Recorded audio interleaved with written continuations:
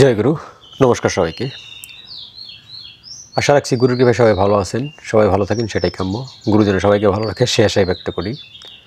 সেই সাথে আমার জন্য একটু আশীর্বাদ করবেন, গুরু যেন আমার স্থূল দেহকে দেহ লয় হওয়ার পূর্ব মুহূর্ত পর্যন্ত ভালো রাখেন।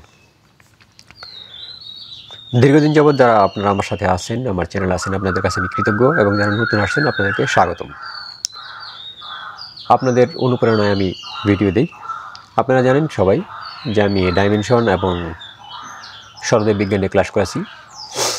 তো যারা ডাইমেনশন সরদেব বিজ্ঞান ক্লাস করতে চান, ইভেন এই ক্লাসের সাথে আমি আরও দুটো জিনিস অ্যাড করবো, সেটা হলো লামাফেরা এবং রেকি। লামাফেরা এবং রেকি, সরদেব বিজ্ঞান, চক্র সাধনা, লামাফেরা এবং রেকি একটা কম্বাইন্ড প্যাকেজ চলবে। আমি অনলাইন ক্লাস করাই, যারা এই ক্লাস করতে চান অবশ্যই যোগাযোগ করবেন। আমার ডেসক্রিপশনে সকল ডিটেলস দেওয়া আছে, যোগাযোগ করার জন্য নাম্বার, ফেসবুক লিঙ্ক সবই দেওয়া আছে ডেসক্রিপশনে। যারাই করতে চান যোগাযোগ করে নেবেন। তো আজকের যে বিষয়টা হলো, আমরা তো সবাই চক্র সাধনা করি বা চক্রের তপ জপ করি, যারাই মেডিটেশন করি আর কি।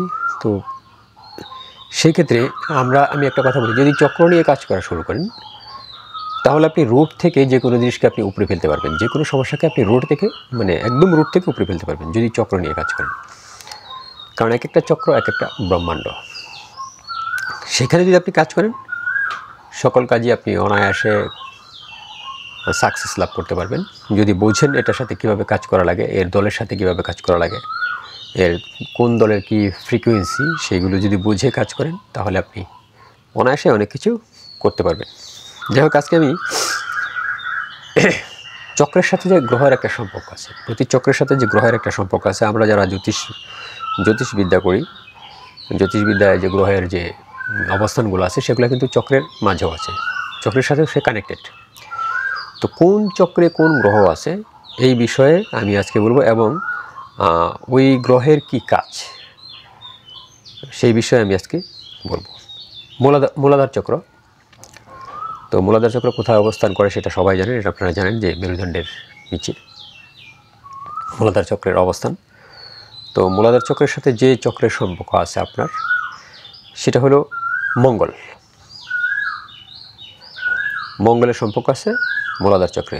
তো এই মঙ্গলের যে প্রভাবটা আমাদের জীবনে যে প্রভাব ফেলে, সেটা কি কাজ করে? সে আপনাকে শক্তি যোগায়, সাহস দেয় এবং স্থিতিশীলতা আনে।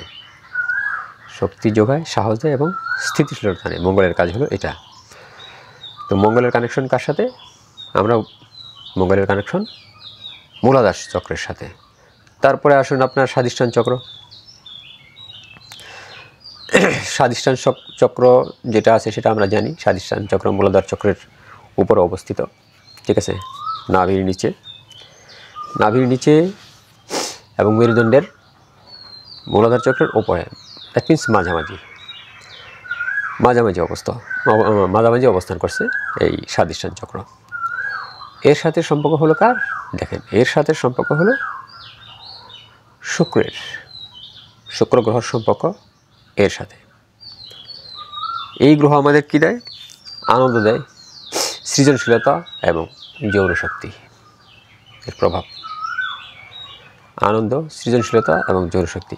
একটা জিনিস খেয়াল করেন, যখন আমি চক্র নিয়ে কথা বলেছি তখন কিন্তু প্রত্যেকটা চক্রের কাজও আমি বলেছি। তো সেই বিষয়গুলো এখন আবার এটাকে আমি আরও ডিটেলসভাবে আপনাদের সাথে আলোচনা করছি।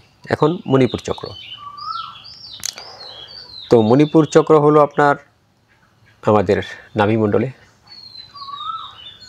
ঠিক আছে, নাভিমণ্ডল থেকে একটু উপর অবস্থান করে, হালকা একটু উপরে অবস্থান করে। তো এটার সাথে সম্পর্ক কিন্তু দুটা গ্রহের, ভালো করে খেয়াল করেন। এটার সাথে সম্পর্ক হলো দুটা গ্রহের, একটা হলো সূর্য এবং আরেকটা হলো মঙ্গল।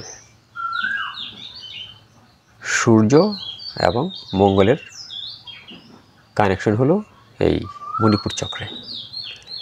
মণিপুর চক্র কী করে? আমাদের আত্মবিশ্বাস, ব্যক্তিত্ব এবং শারীরিক যে শক্তির যে বিষয়টা আছে, সেটা আমাদের এই মণিপুর চক্র বা সূর্য এবং মঙ্গল দিয়ে থাকে, ঠিক আছে।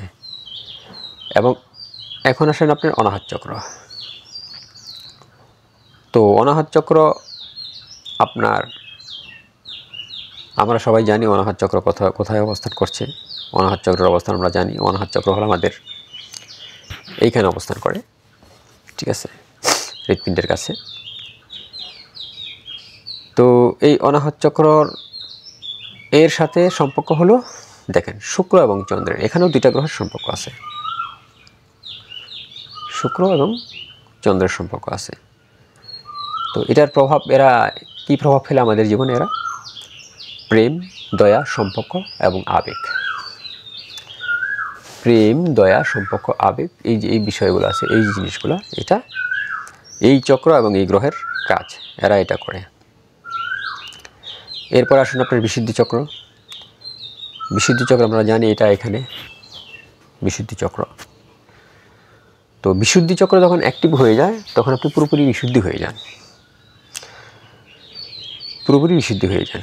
তো এর সাথে সম্ভব হলো বুধ, বুধ গ্রহ আছে এই বিশুদ্ধি চক্রে। তো বিশুদ্ধি চক্র যদি এই বুধ গ্রহ এবং বিশুদ্ধি চক্র, যেহেতু বুধ গ্রহ এখানে আছে, তাহলে যোগাযোগ, সত্য, সত্য প্রকাশ, যেটা সত্য প্রকাশ এবং সৃজনশীলতা, এগুলোর প্রভাব আমাদের জীবনে পড়ে। এরপরে আসেন আজ্ঞাচক্র। আজ্ঞাচক্র দুই গ্রহ মাঝখানে এখানে অবস্থিত, সেটা আমরা জানি। এর সাথে কানেকশন হলো শনি এবং বৃহস্পতি, শনি এবং বৃহস্পতি, এই দুই গ্রহ অবস্থান করে এই আজ্ঞাচক্রে। প্রভাব কী পড়ে আমাদের জীবনে? অন্তর্জ্ঞান, বুদ্ধি, দূরদৃষ্টি, মানে ইন্টারনাল যে জ্ঞান আছে সেগুলো, বুদ্ধি, চৌকুশ বুদ্ধি, সুবুদ্ধি, সেগুলো এবং দূরদৃষ্টি লাভ করা, এটা হলো আপনার আজ্ঞাচক্র এবং এই গ্রহ আপনাকে দিয়ে থাকে। তারপর আসেন সহস্রার। সহস্রার আসেন, তারপরে সহস্রার, এটা আমাদের মাথার উপরে এইখানে। এর সাথে সম্পর্ক হলো শনি এবং রাহুর। কেতু আছে, তিনটেই আছে, শনি, রাহু, কেতু, সবগুলি আছে এখানে, ঠিক আছে। এই চক্রের সাথে সম্পর্ক এই গ্রহের, সবগুলো গ্রহের। এটা আমাদের কী দেয়? সহস্রার চক্র আধ্যাত্মিক জ্ঞান, সম্বোধন এবং চেতনা, চৈতন্য শক্তি, যেটা চেতনা শক্তি, সেটা এখান থেকে আমরা লাভ করতে পারি, এই সহস্রার থেকে। এর সাথে কানেকশন কি? শনি, রাহু এবং কেতু, এই হলো। তো আমি এটা বলার কারণ হলো, যদি আপনি চক্র এবং গ্রহ বোঝেন, চক্র এবং গ্রহকে বুঝে একত্রিত যদি আপনি কোনো একটা কাজ করেন, একত্রিতভাবে যদি কোনো গুরুর কাছ থেকে শিখে নেন বা কারো কাছ থেকে শিখে নেন, সেক্ষেত্রে আপনি যে কোনো জিনিসকে আপনি খুব দ্রুত সলভ করতে পারেন, খুবই দ্রুত। যেহেতু চক্রের অবস্থান এবং গ্রহের অবস্থান আপনি জানেন, কোন গ্রহ কী কাজ করে, সেটা যদি আপনি বিচার বিশ্লেষণ করে বের করে নেন যে কোন গ্রহ কী কাজ করে এবং সে কোথায় অবস্থান করছে, তাহলে ওই সঠিক লোকেশন মতো আপনি ঢুকে সঠিক প্রক্রিয়ায় যদি আপনি কোনো একটা ক্রিয়া করেন, খুবই দ্রুত আপনি গ্রহকে কন্ট্রোল করতে পারবেন, আপনার অনুকূলে আনতে পারবেন, খুব দ্রুত। এটা একটা বিশাল একটা গুপ্ত টেকনিক, ঠিক আছে।